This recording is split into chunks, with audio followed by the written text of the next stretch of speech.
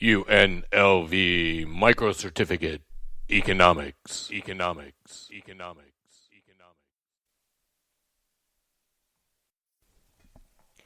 Keynes! Now let's talk about Keynes, right?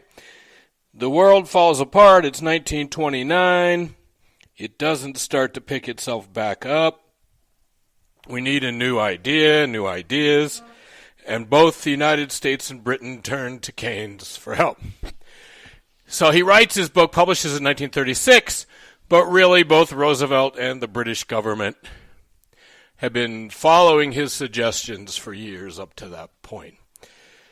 We should note that the Great Depression ends because of World War II, which is kind of an indirect test of Keynes's ideas. So the book is called The General Theory of Employment, Interest, and Money. So pretty much it's about employment, interest, and money.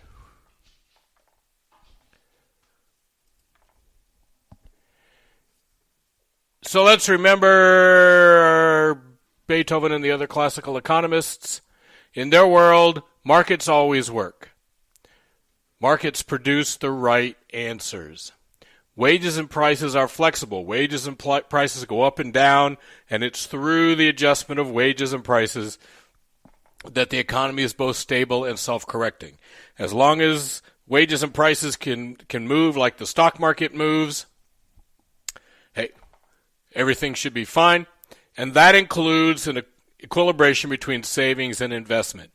If you remember the circular flow that we looked at, the one obvious place it could get disrupted would be savings and investment, but classical economists, that's just another market. It's going to be in equilibrium. And of course, there's Say's law that says there's always enough income to buy everything. So there's never going to be a surplus of goods as long as wages and prices can adjust. Keynes is going to come along. He's going to turn things upside down.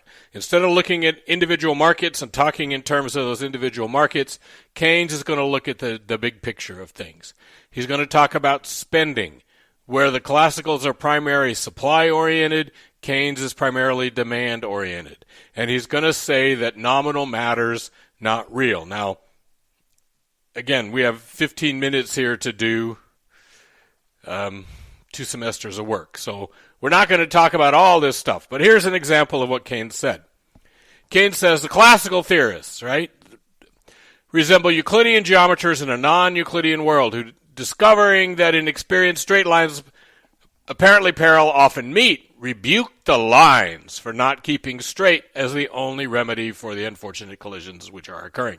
Yet, in truth, there is no remedy except to throw out the axiom of parallels and to work out a non-Euclidean geometry.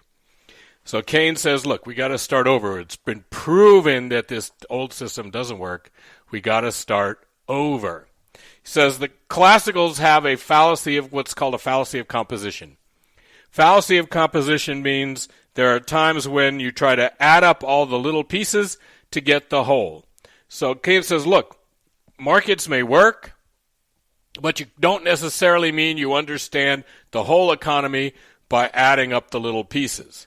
What happens if that labor market reaches equilibrium and 5 people have jobs? So he didn't exactly say that, but hopefully you see the point here that I'm making based on that. Now, let's go back to that circular flow. Remember that the key to the economy, and that circular flow is very Keynesian, is the Lion King, right? The antelopes eat the grass. The lions eat the antelopes. The lions die, fertilize the grass, and we're all connected in the great circle of life. So a tourist comes to Las Vegas and spends money. The fact that they spent money means that the dealer who worked the table has income. The dealer goes out and gets her hair done. Her spending means that the hairdresser has income. The hairdresser goes out and buys groceries. Her spending on groceries means that the store clerk has income. Each person's spending represents other people's income. Spending creates income. And not just for one person. Not just for one. So maybe the tourist spends $100 That goes to the dealer. She spends 80. That goes to the hairdresser. She spends 60. That goes to the store clerk. He goes out and buys some stuff and spends 40. All of a sudden, people, if we add up all their tax returns, have $280 worth of income here.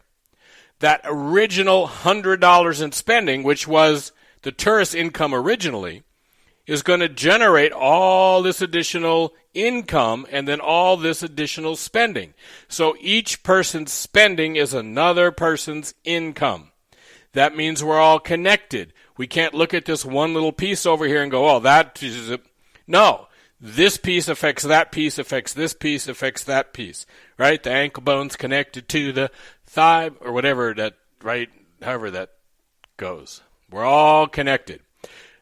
And I put, just for fun, I always use the antelopes and the lions and the grass, right? And one of my students in an essay question wrote cantaloupes once. The lions eat the cantaloupes and the cantaloupes eat the grass. Anyway, this is called the multiplier effect. That every change, plus or minus, to the economy gets bigger. The economy is always a snowball, rolling downhill or being pushed uphill or whatever. It's not that if it get kicked away, right? If you're a classical economist, you say, well, if the economy gets kicked away from equilibrium, wages and prices are due. No. Keynes says, look, if it starts rolling down that hill, it's just going to keep rolling. If things start booming, they're just going to keep booming. The system is counter to it going back to the way it was. It tends to go and disrupt itself or improve itself greatly, right? The economy is multiplying things. Keynes has another big idea, which is expectations. If you're a classical economist and you're discussing businesses, your theory doesn't allow that businesses are looking out into the future to make their decisions.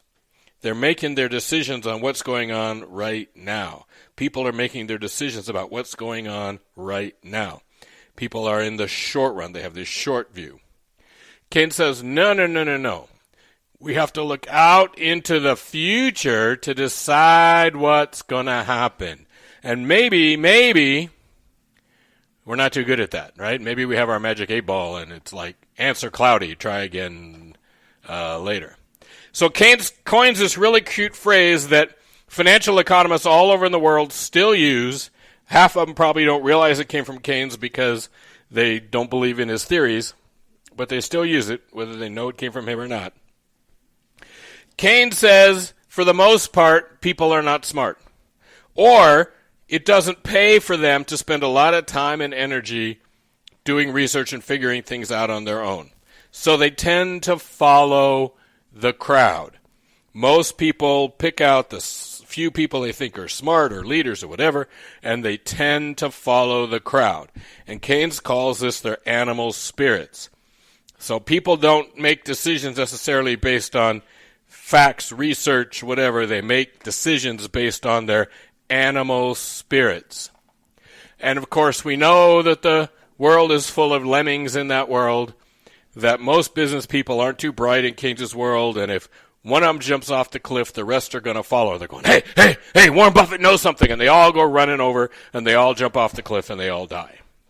Okay? We've seen some of that behavior in cryptos, where people have some people put their money into cryptos, and they make a lot of money, and other people go, oh!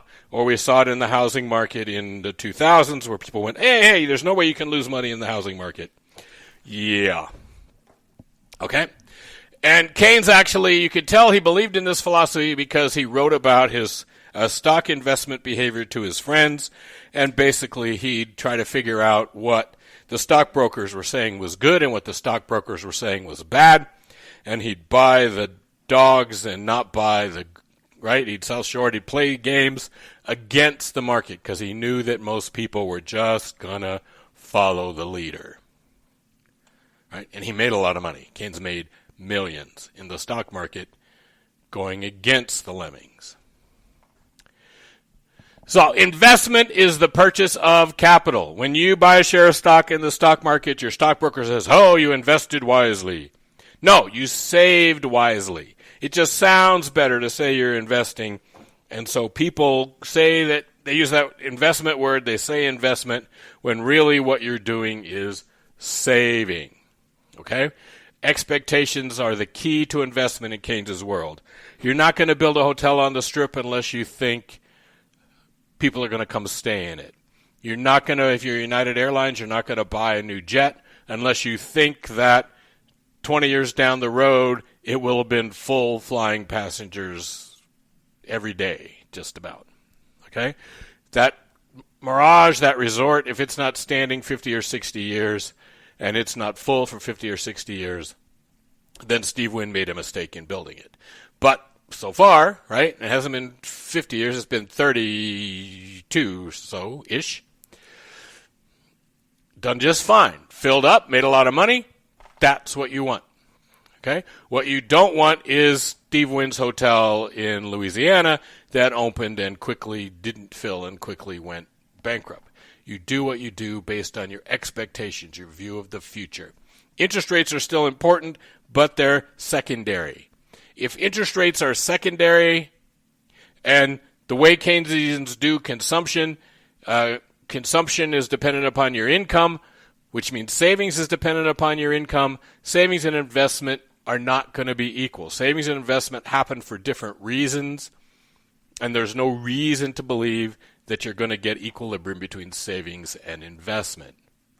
Okay? Keynes also spends a lot of his book talking about financial markets and the importance of putting the financial markets into economic theories. The classical economists didn't really do that. They didn't have, stock markets and that kind of stuff into their theories. Keynes says, look, financial markets are basically casinos. There's no real difference between a casino and a stock market. Most play in stock markets, even in Keynes's day, was speculative, not investment.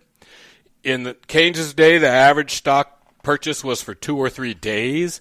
People held a stock for 2 or 3 days on average. That means they're not buying it because they're intent on holding it at some long term, right? They're buying it because they think it's either very quickly going to go up or very quickly going to go down, and they sold short and they did some other financial shenanigans there. But they're making money off of short-term fluctuations in the market. And today, most investors do that, though those fluctuations aren't 2 or 3 days anymore. They're milliseconds and seconds and maybe minutes, but it's very quick. Okay? Most of the big players in the stock market who kind of day trade don't even ever carry stock overnight. They sell everything. They buy during the day, but they've sold everything by the time life goes home, and so they're never in financial trouble overnight. Keynes says, look, the problem is, during good times we can figure out some of the probabilities, just like we can figure out the probabilities of the roulette wheel. But during bad times, all of a sudden we can't calculate those probabilities anymore. When's the depression going to end? Well, if you don't know, you can't make good investments, right? You can't, as a business, you can't make good decisions if you don't know when the recession or the Great Depression is going to end. If you think it's going to be short and it's the Great Depression, you're going to have all kinds of trouble. If you thought the pandemic thing was going to, nobody knew, right? And so you can't calculate the probabilities, which means you cannot make reasoned good decisions during bad times. Okay? So in Keynes's world, recessions are usually caused by a lack of spending, usually investment, and that can happen because of consumer things. It can happen because businesses get ideas about things. It can happen because expectations go bad. There's all kinds of reasons it can happen. Cannot be fixed by falling wages and prices. We need to increase spending and improve expectations to fix the economy. Okay, so here's a couple Keynes quotes. Moreover, the contention that unemployment which characterizes the depression is due to refusal by labor to accept a reduction in money wages is not clearly supported by the facts. In other words, the classical economists are running around during the depression going, we just needed wages and prices to fall more. We just need wages and prices to fall more. Keynes says, no, that's creating bad expectations. The more people's wages fall, the worse their expectations become, and the worse the depression, the recession's going to come. We have to change people's minds. And you can't do that by cutting their paychecks. Okay? Another quote. This means, unfortunately, that not only are slumps and depressions exaggerated in degree, there's a multiplier to things. But the economic prosperity is excessively dependent on a political and social atmosphere which is congenial to the average businessman. For the economy to improve, you have to convince business folks that it's going to improve. It's expectations. It's a mental state as much as it is anything else. And do we see Roosevelt acting that way? Yes. The American people have now failed. You have nothing to fear but fear itself. Everything's going to be fine. Right? Roosevelt has fireside chats. He's doing all these things to convince people that the future's going to be fine. That's very Keynes. Then, even apart from the instability due to speculation, there is instability due to the characteristic of human nature that a large proportion of our positive activities depend on spontaneous optimism rather than on a mathematical expectation, whether moral, or hedonistic, or economic. There's no calculation we can do. And Keynes started his career as a probability theorist, not as an economist. And so probability is well within his framework, right? He studied it for decades before he really became an economist. It's not something we can calculate. It's people's spontaneous optimism. It's their animal spirits that make a difference, right? So Keynes says macroeconomics has to include uncertainty. Uncertainty, probability, things that are probabilistic means, like craps, we can figure out what the odds of rolling a 7 are. Uncertainty means I can't attach a probability to it. And Keynes says there are times when we just can't attach probabilities to things. Macroeconomics has to include financial markets in its theories. It has to include human behavior in its theories. And we have to realize that whenever we come up with an equation to explain something, that equation is not full of constants. That when things go bad, the equations are going to change. We have to allow for that. So Keynes talks then about the classical economists, and we already saw the one little quote where he insulted them. He says, classical economists are like people on board a ship. And the ship is taking on water, it's in a hurricane, and it's taking on water. And captain goes to the classical economist and say, what should I do? The classical economist's answer is, don't worry about it. Eventually the hurricane will go by and the sea will be calm. Well, Keynes says that's ridiculous because by the time the hurricane goes away, the boat might be at the bottom of the ocean. He says, in the long run, we are all dead. In the long run, we are all dead. Where the classical economist said, make your decisions based on what's right for 20 or 30 or 50 years from now, Keynes says, in the long run, we are all dead, and we need to make things happen right now. Okay? So what happens to these two theories? Well, just like leisure suits from the 70s, they're going to be, kind of out of fashion. What happens to these theories is that the future happens, and we're going to see all of that now.